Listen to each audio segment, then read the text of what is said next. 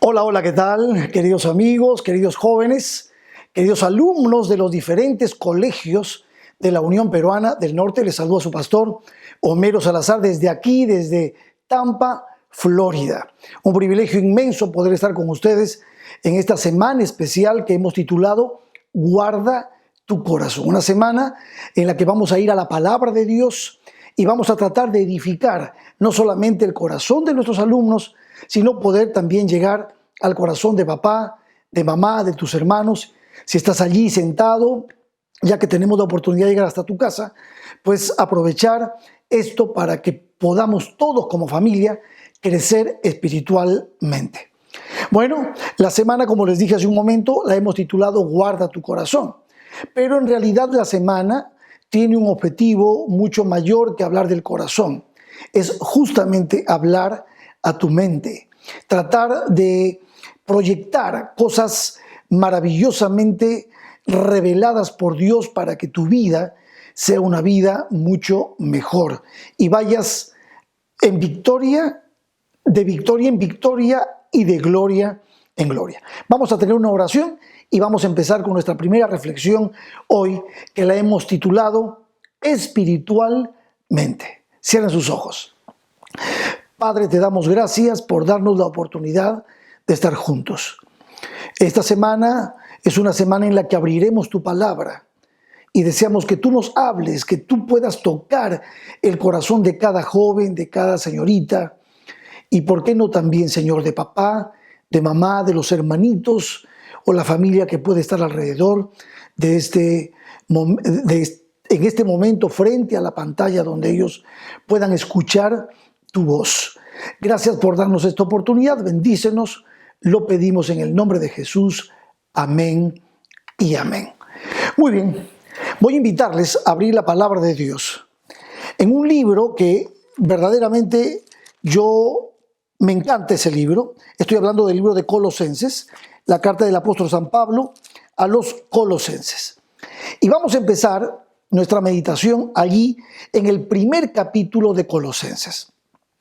Quiero decirles ya que el apóstol Pablo, cuando escribe a los Colosenses en este capítulo, está muy feliz, está agradecido a Dios, porque los colosenses son personas que estudian la palabra, que han dejado que el Espíritu Santo transforme sus corazones y ellos están haciendo una obra preciosa a favor de sus comunidades, a favor de Colosas, de ese lugar en Asia. Ellos están trabajando para Cristo. ¿Por qué? Porque ellos han desarrollado una virtud maravillosa. Es la sabiduría, es el amor. Ellos están proyectando su sabiduría en Cristo y su amor por la gente. Por eso Pablo escribe esta carta. Los primeros versos son preciosos, pero va a llegar un punto, que es el punto donde yo quiero destacar algo especial que Pablo desea, no solamente para los colosenses, sino también para cualquier ser humano, cada uno de nosotros. Es lo que Pablo desea. Y esta palabrita que voy a usar hoy, que está escrita aquí, por lo menos en la versión Reina Valera del 60, que es la que me gusta leer, es clave para iniciar nuestra meditación de esta semana. Dice así la palabra. Vamos al verso 3. Siempre orando por vosotros, damos gracias a Dios, Padre de nuestro Señor Jesucristo, habiendo oído de vuestra fe en Cristo Jesús y del amor que tenéis a todos los santos, a causa de la esperanza que os está guardada en los cielos, de la cual ya habéis oído por la palabra verdadera del Evangelio. Aquí lo que Pablo está haciendo, está recalcando que todo lo que se ha predicado, la buena noticia que es Cristo, el Evangelio, que es las buenas nuevas, la buena noticia de que en Cristo no solamente hay salvación, sino que hay eternidad, hay esperanza. Cristo es nuestra esperanza de vida.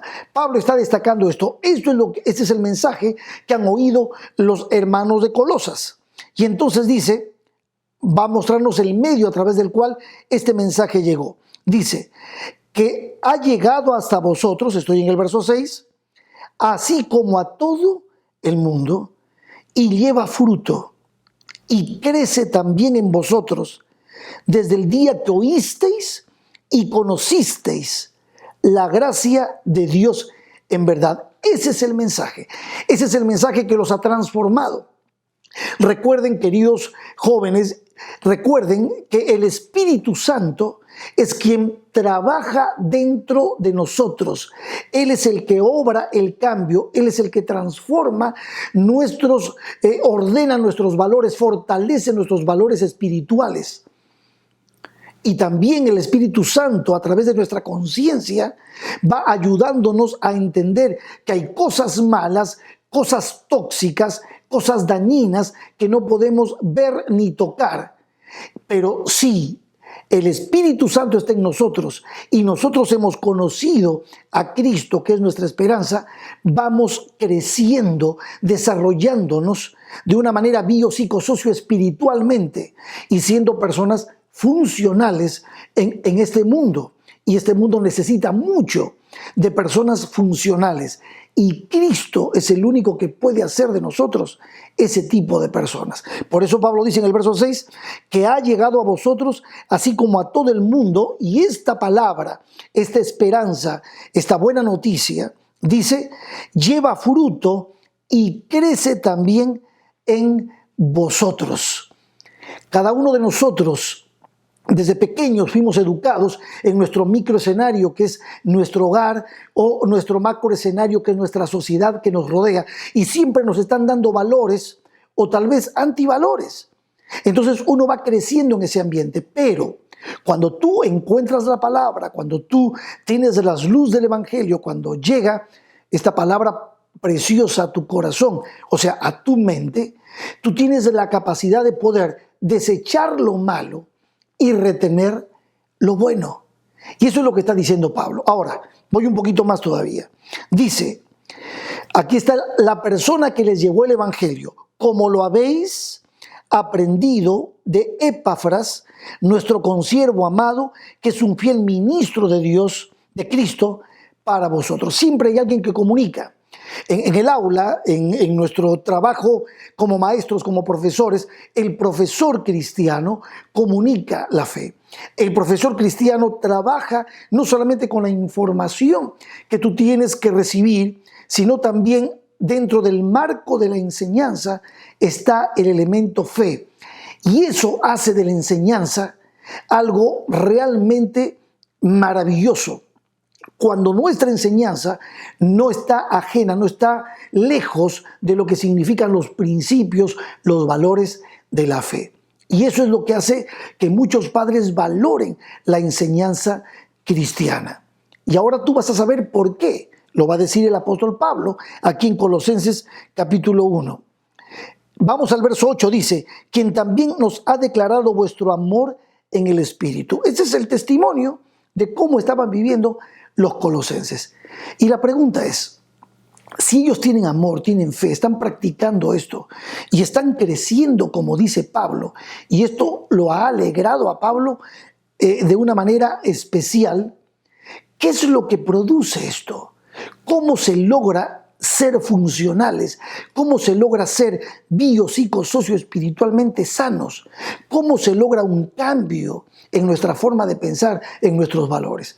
Y aquí está el verso 9. Si hay algo que yo quiero que tú te memorices, es Colosenses 1:9. Ese es el verso que a mí me encanta. Y aquí está Pablo diciendo algo especial. Nótalo. Dice, por lo cual también nosotros, desde el día que lo oímos, desde el día que escuchamos cómo ustedes, hermanos colosenses, se han transformado y están viviendo en plenitud el Evangelio. Mira lo que dice Pablo. Desde el día que lo oímos, no cesamos de orar por vosotros y de pedir que seáis llenos, número 1, del conocimiento de su voluntad. ¿Del conocimiento de quién? De la voluntad de Dios. Conocer la voluntad de Dios. ¿Cuál es el objetivo? El objetivo es conocer a Cristo, conocer su voluntad, desarrollar nuestra vida de tal manera que en algún momento podamos imitar a Cristo en su maravillosa vida ejemplar que tuvo en esta tierra para nosotros. Porque ese reflejo hace que seamos felices. Miren lo que dice. Dice, de pedir que seáis llenos del conocimiento de su voluntad. Número 1. Número 2, en toda sabiduría. En toda sabiduría. Conocimiento de la voluntad de Cristo. Quiere decir entonces que el conocimiento de la voluntad de Dios, que no es otra cosa, el que está revelado en su palabra, ¿qué produce? Sabiduría, yohmah en hebreo, sentido común, sabiduría, la sabiduría semejante a la que tuvo Salomón, aquel joven que escribió el libro de Proverbios y sus dichos. Ya vamos a llegar ahí. Sabiduría, sentido común, madurez espiritual. Y ahora miren, ahora usa una tercera palabra. La primera dijimos, conocimiento de la voluntad de Dios. Hazte la pregunta, ¿cuánto conocimiento tú tienes de la voluntad de Dios? Está revelada en su palabra. Entonces necesitamos ir a la palabra para poder disfrutar y crecer en ese conocimiento. ¿Qué produce ese conocimiento? Sabiduría, madurez, yohmah, sentido común. Pero nota lo que dice. Hay una palabra que es la que aparece en esta versión que me encanta. Dice, inteligencia espiritual. Conocimiento de la palabra te lleva a la sabiduría y la sabiduría te convierte en una persona inteligente espiritualmente. Inteligente espiritualmente. Inteligencia espiritual. Me encanta esta palabra, inteligencia espiritual. ¿Y por qué crees que me encanta? ¿Sabes? Me encanta porque por muchos años, más de 40 años, alguien empezó con la idea, 40, 30 años, con la idea de la inteligencia emocional, la inteligencia emocional. Todo el mundo hablaba, hay seminarios de inteligencia emocional, todo el mundo estaba hablando de la inteligencia emocional, cómo permanecer entero, cómo tratar cuando vienen las crisis y tratarlas con calma y cómo, sobre todo, estaba basada la inteligencia espiritual, la inteligencia emocional en las relaciones patronales. O sea, cómo un supervisor, un jefe, un gerente trata a sus compañeros, a los empleados. Y entonces se empezó a desarrollar muchísimo el tema de la inteligencia espiritual, porque hay gente que es inteligente intelectual. Hay más de 2 inteligencias de las que se hablan en la psicología. ¿Ya? Hay gente que es inteligente en muchas cosas, puede tener mucho conocimiento, pero no son inteligentes emocionalmente, o sea, maltratan a las personas. No saben tratarla, no saben cómo encarar un problema. Pueden ser grandes profesionales matemáticos, grandes gramáticos, grandes químicos, pero no saben tratar a la gente, no saben tratar a la esposa, al hijo, no se saben relacionar. Entonces, por más inteligencia intelectual que tengan, si le faltaba inteligencia emocional, pues se desarrolló toda una cantidad de seminarios de inteligencia emocional. Yo mismo he participado, inteligencia emocional. Y todo el mundo pensaba que la madre de las inteligencias era la inteligencia emocional. Pero ¿sabes qué? Encontré yo, estudiando la palabra de Dios, que hay una madre superior a la inteligencia emocional. ¿Qué es esta? La inteligencia espiritual, inteligentes espirituales, espiritualmente inteligentes. Y tú vas a decir, pastor, ¿qué es esto? Esto no es otra cosa que el nombre que se les da a las personas sabias, las personas que han cuidado su mente, las personas que han aprendido a caminar en la voluntad de Dios y a quienes Dios les ha derramado esa sabiduría, inteligencia espiritual, yohmah, sabiduría. El apóstol Santiago es muy claro cuando dice en el capítulo 1 de Santiago, dice así, Verso 5. Y si alguno de vosotros tiene falta de sabiduría, pídala a Dios, el cual da a todos abundantemente y sin reproche, y le será dada. La sabiduría viene de lo alto, pero ojo, hay un proceso. No es que de la noche a la mañana tú te haces sabio. Tú le pides a Dios y Él te da, pero es necesario lo que dice Pablo, que nos llenemos del conocimiento de su voluntad para poder ser sabios.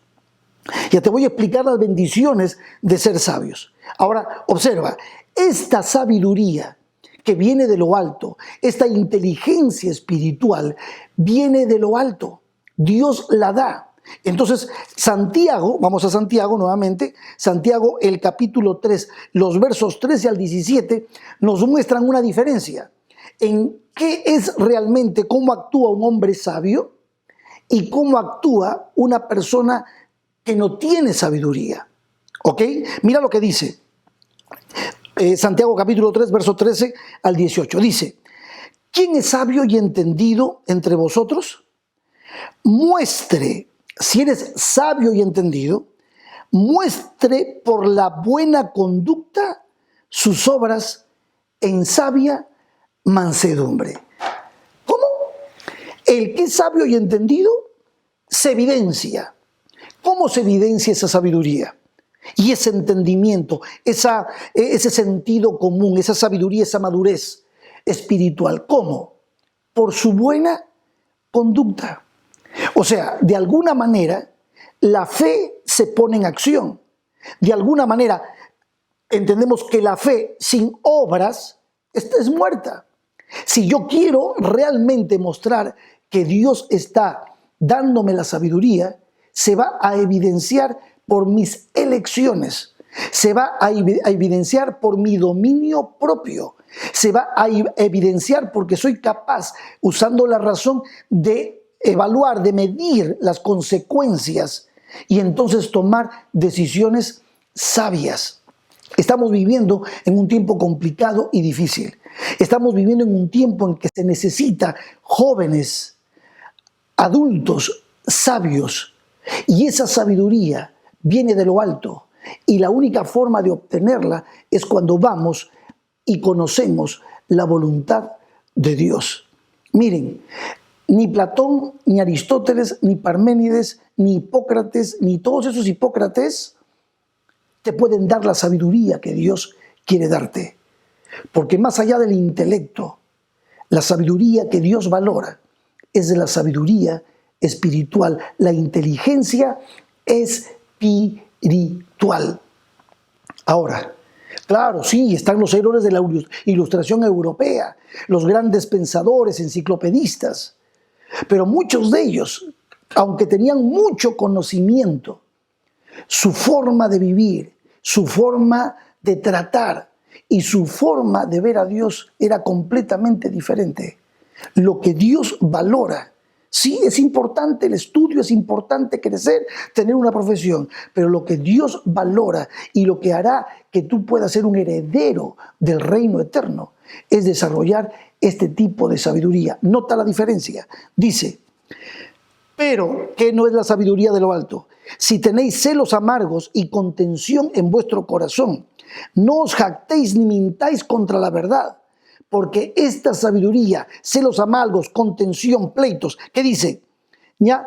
Esta sabiduría no es la que desciende de lo alto, sino es terrenal, ese es el nombre que se le da, terrenal, animal y diabólica. No lo digo yo, está escrito, léelo tú. Allí está en Santiago capítulo 3. Vamos al verso 16. ¿Cómo se manifiesta esa sabiduría terrenal, animal y diabólica? ¿Cómo? Porque donde hay celos y contención, allí hay perturbación y toda obra perversa. Ya en Romanos capítulo 1 el apóstol Pablo habla perfectamente del carácter de los hombres que realizan esta obra perfecta. Perdón, esta obra perversa. Ahora, esa no es la sabiduría que desciende de lo alto. Y entonces, pastor, ¿cómo es la sabiduría que desciende de lo alto? Es esta, verso 17. Pero la sabiduría, que es de lo alto, es primeramente pura. Pureza. ¿Qué más? Después, pacífica. Amable. Papá, mamá, ¿en qué puedo ayudarles? Amable. ¿Qué más? Benigna, le gusta hacer el bien. Llena de misericordia, se conmueve por la necesidad de otros. Y de buenos frutos, sin incertidumbre ni hipocresía. Es honesta. ¿Saben, chicos, chicas? Este tipo de gente es la que necesitamos. Y hay una forma de alcanzar esto. Una manera es siendo inteligentes espirituales. A mí me encanta mucho. Yo seguiría leyendo todo esto. Pero yo debo ir terminando. Debo terminar esta parte. Mañana continuaremos. Pero quiero decirte algo más. Había un muchacho inteligente espiritualmente. Su nombre era Salomón. Ya les voy a contar un poco más algo de Salomón en esta semana. Pero él escribió un libro que es el libro de Proverbios. Y de paso yo siempre recomiendo este libro a todo joven que encuentro y a todo padre de familia. Les he aconsejado a los padres de familia mucho.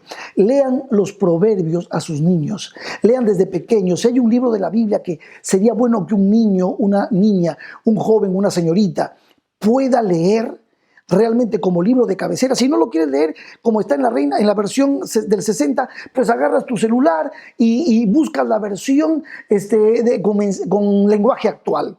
Ya allí te va a explicar mucho mejor esa versión posiblemente para que tú lo entiendas más. Pero a mí me encanta esto. Mira, te voy a leer por qué es importante la inteligencia espiritual. Vamos a ir a Proverbios rápidamente. Proverbios capítulo 1. Mira lo que dice. ¿Por qué es importante la inteligencia espiritual, la sabiduría? ¿Por qué? El mismo Salomón escribe, y en su introducción, los versos 1 al 7 de Proverbios, Salomón nos dice por qué los escribió. Te estoy hablando de un muchacho inteligente, sumamente inteligente espiritualmente. Dice, los Proverbios de Salomón, hijo de David, rey de Israel. Dice, para entender, o sea, los ha escrito para entender sabiduría y doctrina.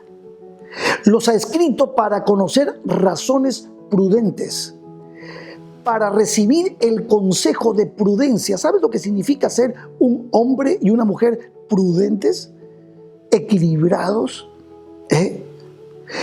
Dice, para recibir el consejo de prudencia, justicia, juicio y equidad e igualdad, en otras palabras. Para dar sagacidad a los simples y a los jóvenes que lean estos proverbios, darles inteligencia y cordura. Esta no es otra cosa que la inteligencia espiritual. Para dar sagacidad a los simples, y a los jóvenes inteligencia y cordura. Oirá el sabio y aumentará su saber.